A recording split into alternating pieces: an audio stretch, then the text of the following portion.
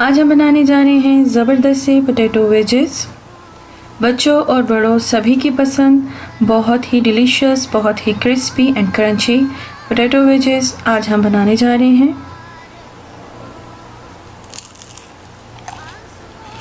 ये potato wages बहुत ही डिलीशियस हैं और बनाना तो बहुत ही ज़्यादा आसान है, बहुत ही सिंपल तरीके से। आज मैं आप लोगों को ये पोटैटो वेजेस बनाना सिखाऊंगी और आप इसे साइड डिश के तौर पर सर्व कर सकते हैं या फिर आप चाहें तो इसे एपेटाइज़र के तौर पर सर्व कर सकते हैं। तो चलिए इस ज़बरदस्त और डिलीशियस रेसिपी को बनाना स्टार्ट करते हैं।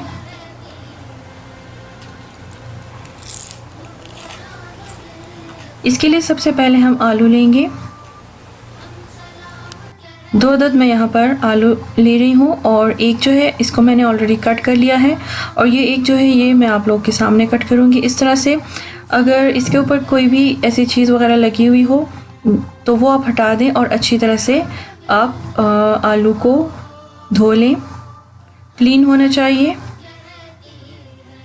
अब पहले हम इसे बीच में से कट करेंगे।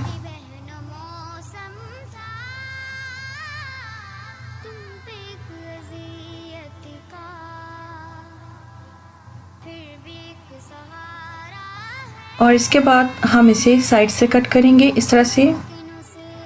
देखें ये जो नाइफ़ है ये हमने स्ट्रेट नहीं रखनी इस तरह से, बल्कि इसे इस तरह साइड पर थोड़ा सा टर्न करके थोड़ा सा वर्टिकल रखकर हम इसे कट करेंगे और दूसरी साइड से भी हम इसी तरह कट करेंगे। नाइफ़ को हम थोड़ा सा इस तरह रखेंगे, थोड़ा सा तिरछा, और इसे हम कट करेंगे दोनों साइड से और फिर हम इसे सेंटर में से कट करेंगे।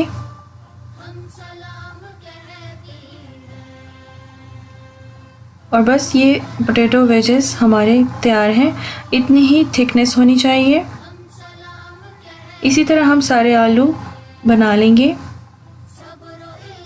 आलू को हम ऑलरेडी धो चुके हैं तो अगेन इसको धोने की ज़रूरत नहीं है। बस कट करने से पहले आपने इसे अच्छी तरह से धो लेना है, साफ़ कर लेना है। अब हम एक बर्तन में पानी ऐड करेंगे।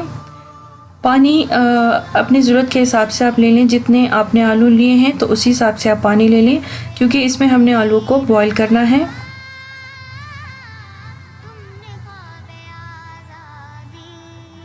और इसी पानी में हम ऐड करेंगे नमक।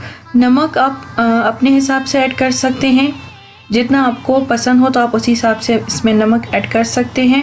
मैं यहाँ पर ऐड करूँगी तकरीबन 3 से 4 चम्मच भर भर के मैं ऐड करूँगी, क्योंकि पानी तो हम बाद में फेंक देंगे। और जो पोटैटो वेजेस हैं तो इसके अंदर तक नमक जाना चाहिए, तो थोड़ा सा अगर ज़्यादा भी हो जाए तो बाद में वो कम हो जाएगा, क्योंकि ये पानी हम वैसे भी फेंक देंगे। तो पानी में हमने नमक ऐड कर लिया है और अब हम इसे अच्छी तरह से बॉईल करेंगे। उबाल आने पर हम इसमें पोटैटो वेजेस ऐड करेंगे और आलू ऐड कर लेने के बाद हम इसे बॉईल करेंगे तकरीबन 5 से 6 मिनट। तो ये आपके आलू पर डिपेंड है कि आप कितने मोटे कट्स लेते हैं। अगर आपने थोड़े से ज़्यादा बड़े मोटे वेजेस लिए हैं तो ये टाइम इसका ज़्यादा लगेगा।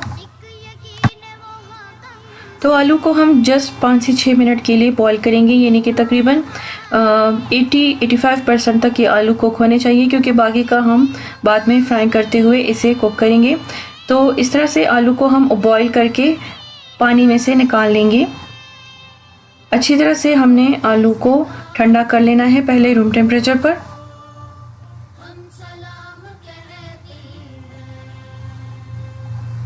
और अगर आपको ऐसे अंदाज़ा नहीं हो रहा हो तो आप इसमें फोर्क इंसर्ट करके देख सकते हैं, तो आपको अंदाज़ा हो जाएगा कि ये किस हद तक गले हुए हैं। तो अगर बहुत ज़्यादा कच्चे हैं तो आप इसे मज़ीद पका सकते हैं, यानी कि 5 से 6 मिनट से ज़्यादा भी लग सकते हैं। तो ये जो आलू हैं ये अच्छी तरह से ठंडे हो चुके हैं रूम टेम्परेचर पर। अब हम इसे फ्रिज में रखेंगे 15-20 मिनट के लिए। आप चाहें तो इसे फ्रीज़र में भी रख सकते हैं 5-6 मिनट के लिए, ताकि ये स्टेबल हो जाए। अब हम एक बॉल लेंगे और इसमें कोटिंग तैयार करेंगे।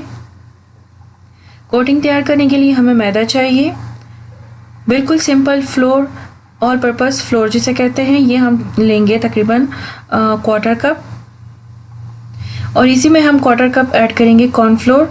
तो कॉर्नफ्लोर बहुत से लोग पूछते हैं कि कौन सा मकई का आटा, तो जी ये मकई का आटा ही होता है, लेकिन ये बहुत बारीक होता है, जैसे कि आम फ्लोर होता है, तो बिल्कुल वैसे ही ये देखें इस तरह से पाउडर फॉर्म में होता है। और ये हम सूप वगैरह में ऐड करते हैं, तो ये वाला कॉर्नफ्लोर आप कोटिंग के लिए यूज़ कर सकते हैं। अब हम इसमें नमक ऐड करेंगे। नमक आप हस्बे ज़ायक़ा ऐड कर सकते हैं, क्योंकि पोटैटोज़ में ऑलरेडी हम ऐड कर चुके हैं, तो थोड़ा सा ही मैं ऐड कर रही हूँ, तकरीबन 1 टीस्पून या आधा टीस्पून ज़ायक़े के हिसाब से आप ऐड कर लें। और इसमें अब हम डालेंगे कुटी हुई लाल मिर्चें। अगर आपको ज़्यादा मिर्चें पसंद हो तो आप 2 टीस्पून डाल सकते हैं। मैं यहाँ पर ऐड कर रही हूँ 1 टीस्पून। अब हम इसमें ऐड करने जा रहे हैं हर्ब्स। तो सबसे पहले मैं ऐड करूँगी बेसिल लीव्स, मैं यहाँ पर ऐड करूँगी तकरीबन 1/4 टीस्पून। और इसके बाद मैं इसमें ऐड करूँगी ऑरिगानो भी तकरीबन 1/4 टीस्पून ही मैं इसमें यूज़ करूँगी। और अगर आपके पास नहीं है तो आप इसे स्किप कर सकते हैं, ये जस्ट फ्लेवरिंग के लिए यूज़ होते हैं। और अगर आपके पास कसूरी मेथी है, जो कि ड्राई लीव्स होते हैं कसूरी मेथी की, तो आप वो भी यूज़ कर सकते हैं।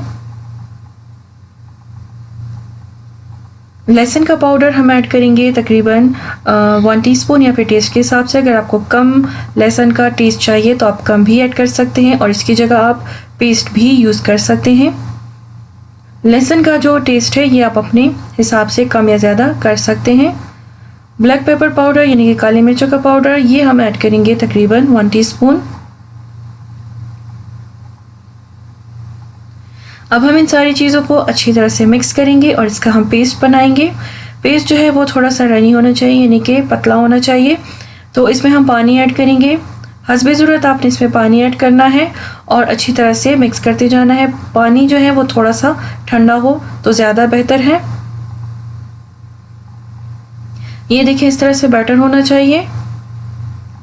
जो पकौड़ा का बैटर हम बनाते हैं तो उससे ये थिन ही होगा।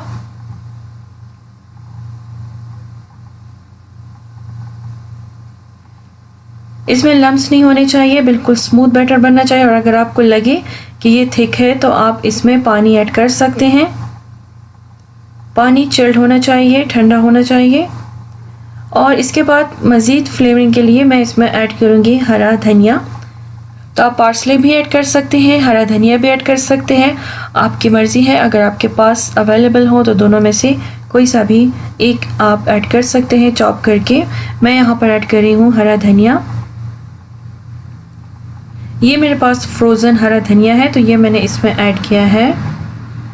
थोड़ा सा या टेस्ट के हिसाब से ऐड कर सकते हैं। अच्छी तरह से मिक्स करेंगे और बस ये बैटर हमारा तैयार है।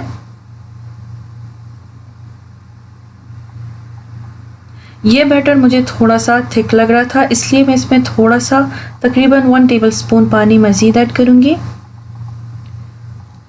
और बस अब ये परफेक्ट है। अब हम इसमें पोटैटो वेजेस को डिप करेंगे।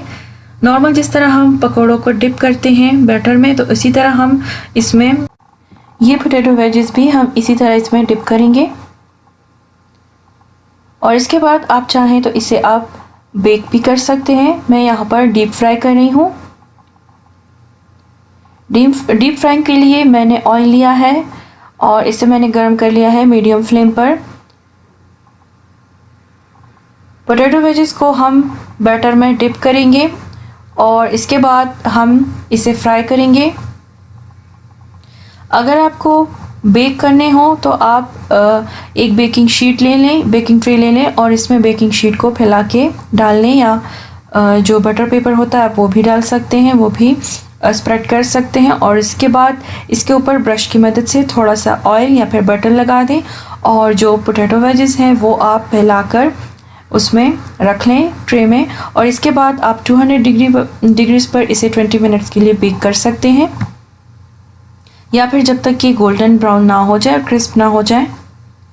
तो बिल्कुल सेम यही प्रोसेस करके आप ये पोटैटोज़ जो हैं ये आप बेक भी कर सकते हैं बजाय डीप फ्राई के। तो यहाँ पर मैं कर रही हूँ डीप फ्राई। मैं सारे के सारे एकदम से ऐड नहीं करूँगी, पहले मैंने थोड़े से ऐड किए हैं जितने के बर्तन में इजीली आ सके हैं।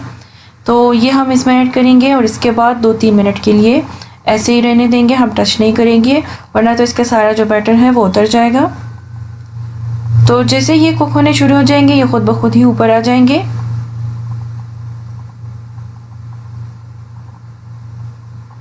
और इसे आपने गरम ऑयल में ही डालना है। अगर आप इसे ठंडे ऑयल में डालेंगे तो ये नीचे बेस से चिपक जाएगा और बिल्कुल भी अलग नहीं होगा। तो इसे नॉन स्टिक में ही कोशिश करें कि बनाएं। और अगर आपके पास नॉन स्टिक नहीं है तो नॉर्मल पैन में भी आप बना सकते हैं, लेकिन आपने उसमें ऑयल ज़्यादा ऐड करना है और ऑयल को खूब अच्छी तरह से गर्म करना है। ठंडे ऑयल में आपने बिल्कुल भी ऐड नहीं करना। बस अब हम इसे अच्छी तरह से फ्राई करेंगे ताकि दोनों तरफ से गोल्डन हो जाए और क्रिस्प हो जाए।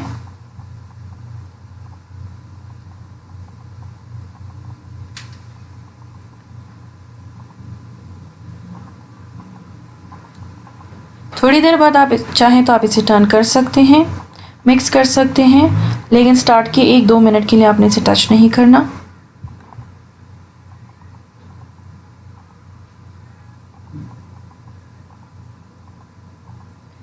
देखें ये इस तरह से हम इसे टर्न करते जाएंगे और अच्छी तरह से ब्राउन होने पर हम इसे डिश आउट करेंगे। तो ये देखिए यहाँ पर कलर आ चुका है, गोल्डन ब्राउन हो चुके हैं, क्रिस्प हो चुके हैं। अब हम इसे डिश आउट करेंगे।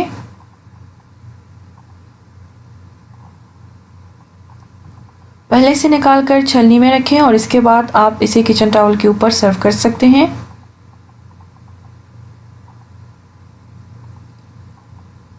तो तैयार है ज़बरदस्त से हमारे क्रिस्पी पोटैटो वेजेस।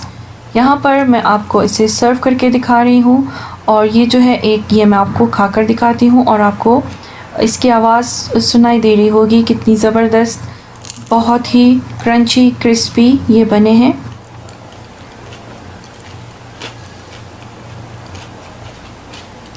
तो ये वेजेस बच्चों को भी बहुत पसंद आएंगे, आप बच्चों को भी बनाकर दे सकते हैं और ये बिल्कुल भी सोगी नहीं होते। आप इसे अच्छी तरह से ठंडा करके बच्चों को बनाकर लंच बॉक्स में दें। उम्मीद करती हूँ ये सिंपल सी रेसिपी आप लोगों को ज़रूर पसंद आएगी। पसंद आती है तो इसे थम्स अप दीजिए और शेयर कीजिए अपने फ्रेंड्स एंड फैमिली के साथ। इसके साथ ही अगर आपने अभी तक मेरे चैनल को सब्सक्राइब नहीं किया तो मज़ीद अच्छी और डिलीशियस रेसिपी सीखने के लिए मेरे चैनल को ज़रूर सब्सक्राइब करें।